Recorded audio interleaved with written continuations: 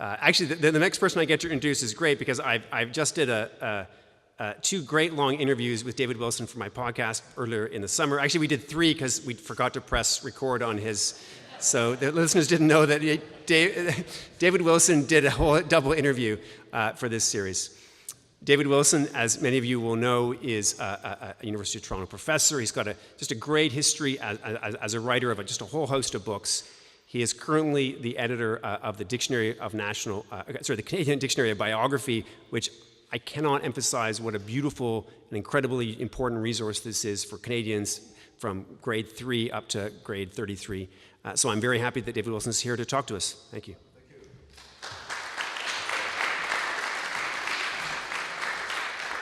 Thank you.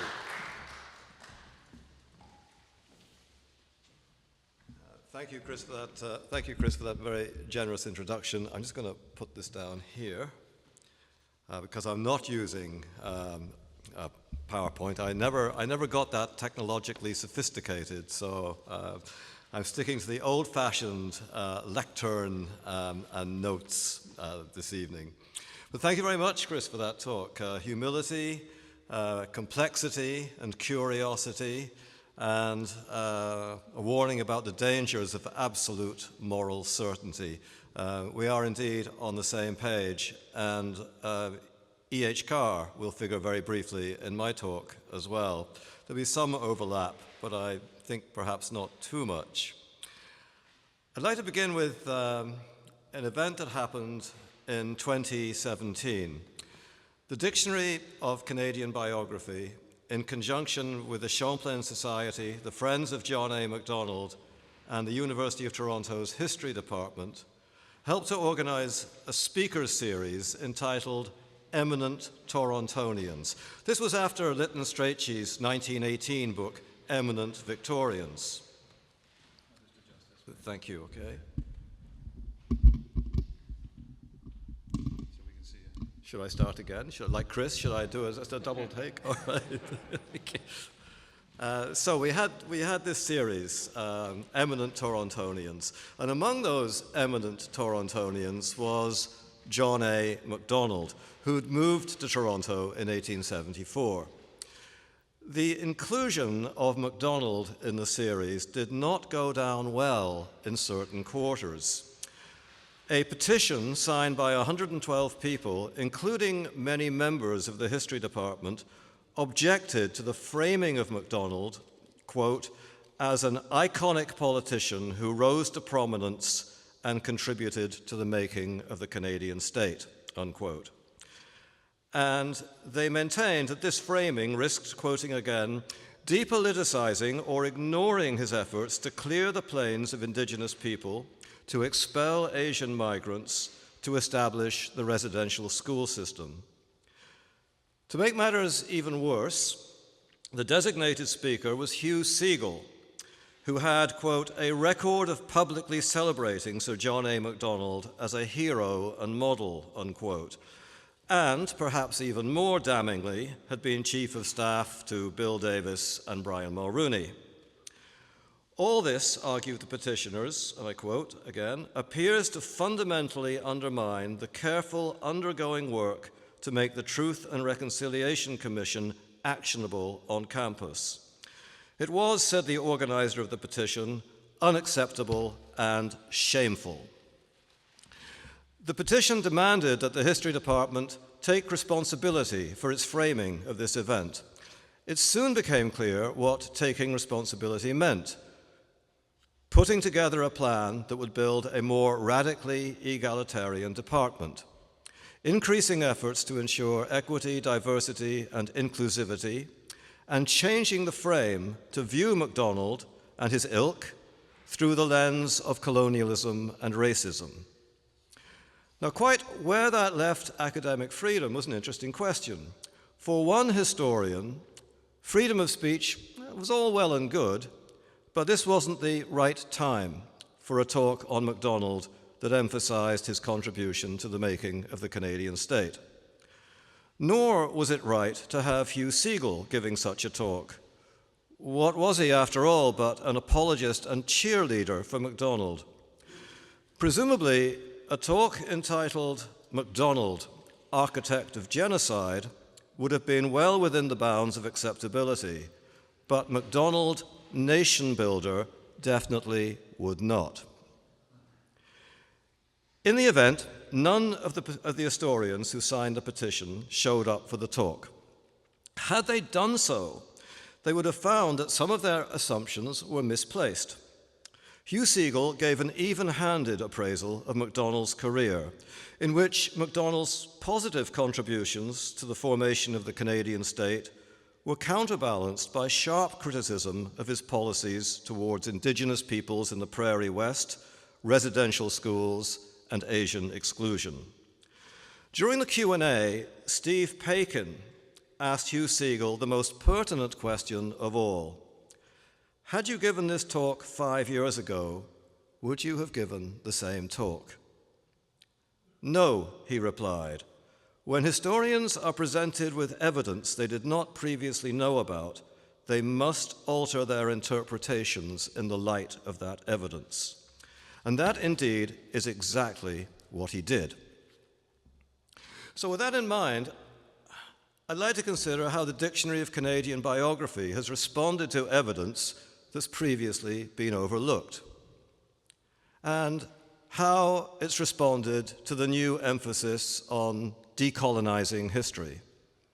Before answering that question, some general reflections about decolonization and the writing of history are in order. To begin with, it's clear that there are many different definitions of decolonization, some of which, as we've recently had underlined, are chilling in their implications. For my part, I favor that of the Irish historian Ian McBride. And I'm going to run this quotation by you a couple of times. It's short.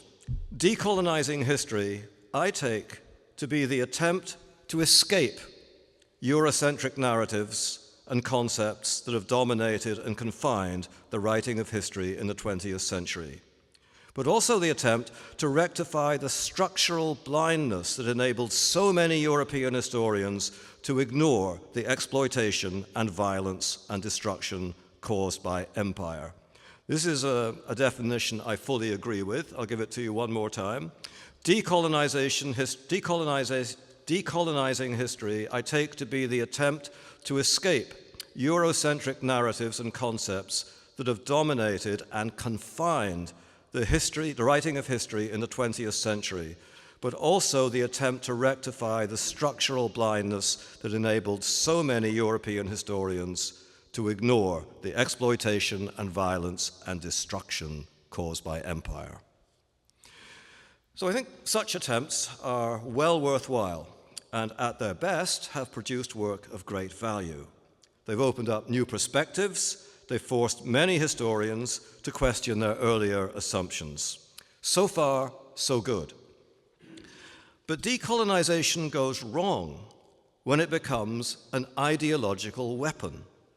When, in the service of a social justice agenda characterized by absolute moral certainty, it falls prey to exaggerations, to distortions, to presentism, and attempts to impose its worldview on academic pursuits in general. The historian's role as historian is not to serve an agenda, no matter how seductive that agenda might be. Above all, the historian's task is to understand the past on its own terms, based on the best available evidence, based on sound reasoning, based on imaginative insight, another of E.H. Carr's famous phrases, characterized by a sense of humility, as Chris was pointing out, and conveyed with clarity, as indeed Chris did.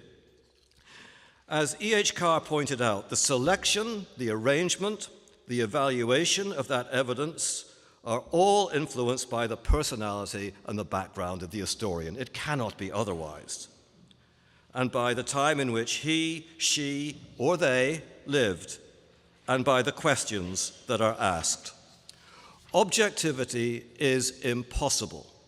We strive for truth, even as we realize that it can never be fully attained. But as Carlo Ginzburg put it, once truth is taken out of the equation, the entire edifice crumbles. So with that in mind, I cannot align myself with the Canadian Institute of Historical Education's mission to, quote, celebrate Canadian history, just as I would not align myself with approaches that denigrate Canadian history. Nor do I think that the Dictionary of Canadian Biography is about celebrating that history or denigrating that history, although we are sometimes cast in the light of celebrators. Our task is to make the past more intelligible, not to dole out praise or blame. It is not, or should not be, the historian's role to act as John A. Macdonald's defense attorney, just as it should not be the historian's role to act as the prosecuting counsel. At the same time, when new perspectives open up hitherto neglected evidence, it would be a dereliction of duty to carry on as if nothing had changed. So the DCB's biography of John A. Macdonald was written in 1988 by two very fine historians, P.B. Waite and J.K. Johnson. In many respects, it's an excellent piece of work. It runs to about 18,000 words. It effectively covers Macdonald's political career. It has an understandable emphasis on his role in Confederation and his nation-building strategies. It's a product of its time. It could not be otherwise.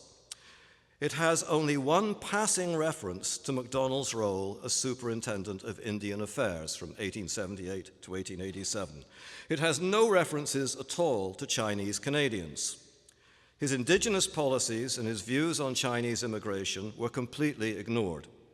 So our task at the dictionary was to retain the best of the existing biography while addressing the issues of racism and genocide that have stemmed from recent scholarship. So rather than commission a new biography, we contacted two historians, one of whom has appeared in this series, Jim Miller.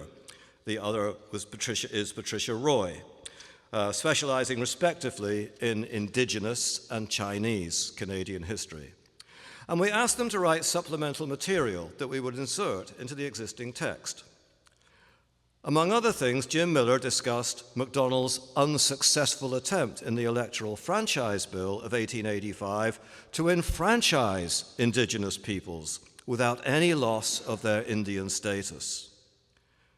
He then turned to what he called the blots on Macdonald's record of head of Indian Affairs, establishing residential schools that became, as Jim put it, engines of oppression for children, using hunger as a weapon to force First Nations in the Canadian West onto reserves, presiding over the pass system and the permit system that kept them under tight control, outlawing the potlatch, attacking the communal land system that First Nations favored. Jim Miller went through all these things, and by the time he'd finished, it appeared that the blots had enveloped almost the entire page. Now, in his initial draft, Jim had remarked in passing that although Macdonald's policies towards First Nations were deeply flawed, again his words, they could not fairly be described as constituting genocide. Now, as an editor, I thought that it was not enough simply to make that assertion and leave it there. There were two choices as I saw them. One was to just omit the remark altogether and just leave it to the reader to decide how best Macdonald's policy should be described. Lay it out. You have so much on Macdonald's state building, on his work with Confederation. You've got his treatment of Indigenous peoples. Let the reader decide and just leave it there. The other choice was to ask the author to elaborate on how and why he came to that conclusion. And that was the route that Jim decided to take. Noting that the term genocide was sometimes used very loosely, he took as his guide the generally accepted United Nations definition in 1948. Before I get to that, I could say one may or may not disagree with that approach, using the United Nations definition as your basis. There are some controversy about that. But in that definition that Jim Miller uses, genocide entails, quote, acts committed with the intent to destroy, in whole or in part, a national, ethnical, racial, or religious group. Among the examples given by the UN Convention was the act of, quote, forcibly transferring children of one group to another group, an example that has led many people to conclude that residential schools belong to that category. But, Miller argued, the residential school policy, quote, heinous and frequently destructive, unquote, as it was, had not been developed, quote, with intent to destroy a definable group. Let me give the floor to Jim Miller himself. The policies that Macdonald's government followed were meant to transform First Nations culturally and to assimilate them as speedily as they are fit for the change, to subject them to cultural genocide, possibly, but not to destroy them. Macdonald, he added, could be and was ruthless at times, but by the standards of his time, he was actually less intolerant than most of the opponents he faced in the House of Commons. Now, there are three further observations I'd make about the general discourse around Macdonald and Indigenous history. These are my own views rather than Jim Miller's, although they may well coincide. First, there's a very real danger to which biographical writing is particularly exposed in winding up with an inverted great man approach. In moving from Richard Gwynne's no Macdonald, no Canada assertion, which I view as ahistorical and exaggerated, to Macdonald is responsible for all the ills besetting First Nations, which I view as reductive and simplistic.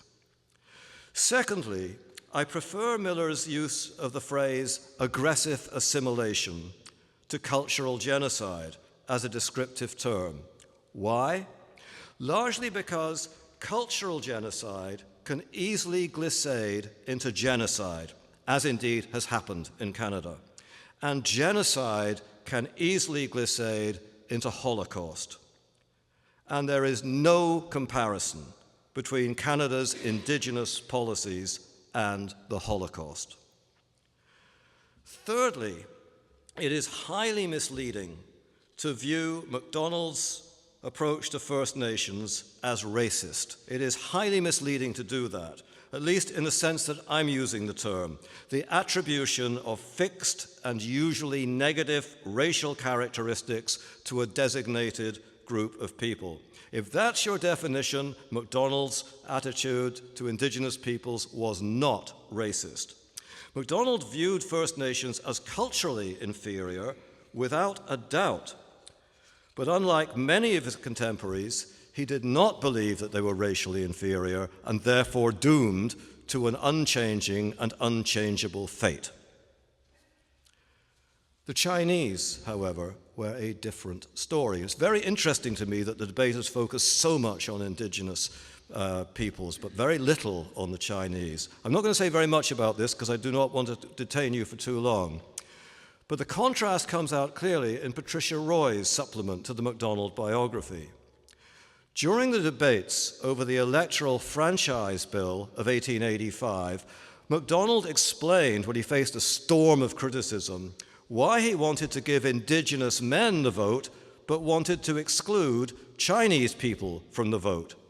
The Chinese, he said, were not like the Indians, quoting now, were not like the Indians, sons of the soil. Rather, they were foreign laborers who had been temporarily useful in the same way that, quote, a threshing machine or any other agricultural instrument, unquote, was useful. Some of his comments about Chinese Canadians, particularly some from the hustings in Kingston, were so racist I will not repeat them here. If Chinese immigrants were allowed to stay in Canada, Macdonald argued, they would produce, quote, a mongrel race, adding that there was near universal agreement on this point. But Macdonald went further than many of his contemporaries in grounding his opposition to Chinese immigration on the assumption that it would, quote, destroy the Aryan character of British America. In other words, injecting fixed views of racial hierarchies into his arguments. As Timothy J. Stanley pointed out in a book jointly edited by one of our attendees tonight, Patrice Dutil, as Timothy J. Stanley pointed out, Macdonald's biological racism drew some sharp criticism in the Senate, including from some of his fellow conservatives, and indeed more from his liberal opponents. So the argument that criticisms of Macdonald's anti-Chinese racism are entirely the product of presentism do not fully stand up. And so, by way of conclusion, the revised DCB biography of Macdonald combines the original emphasis, which is actually, I may have given you a misleading impression because I've been focusing on the supplemental material, but the supplemental material is not the main body of the biography. The main body of the biography emphasizes his role in state building. But now we have new sections on his indigenous and Chinese policies. It has not yet been published online owing to technical website and copyright issues that we're not yet in a position to overcome. That has been very frustrating for the authors and very frustrating for us, but I'm happy to say that it will be coming out next year, early next year, for sure. There was, though, one other problem to overcome. The conclusion of the original biography by P.B. Waite, J.K. Johnson fitted the contents perfectly, but it appeared somewhat jarring in the light of the supplemental material. So a new conclusion was needed, and it's particularly germane to the issue of presentism that is the overarching theme of this evening's discussion. It notes that Macdonald was good at playing the long game, and that the political structures he helped to build have proved resilient enough to last much longer than most of their counterparts elsewhere in the world. That is no mean achievement. It also notes his position on the issues I've been discussing this evening. How to end it? I spent a lot of time, I wrote the new conclusion myself. I have to tell you, I spent a lot of time running away from it, just thinking, oh, I'll do this later. I'm not quite sure what I'm going to say. And I just kept putting it off and putting it off and putting it off. And then one evening I thought, to hell with it, I'm just going to start writing. And the whole thing came out in one go. But it ends like this, and of course I had to get approval from my counterpart in Quebec before this would go in. But it's really an open-ended question. It'll probably upset everybody because it doesn't come down firmly on one side or the other. Should he be judged by the standards of his time or by the changing standards of the present? If the former, he emerges as an impressive and admirable nation builder. If the latter, he becomes an architect of cultural genocide and an agent of anti-Chinese racism. The contradictions remain an integral part of the Canadian story, and so I believe they do. Thank you very much.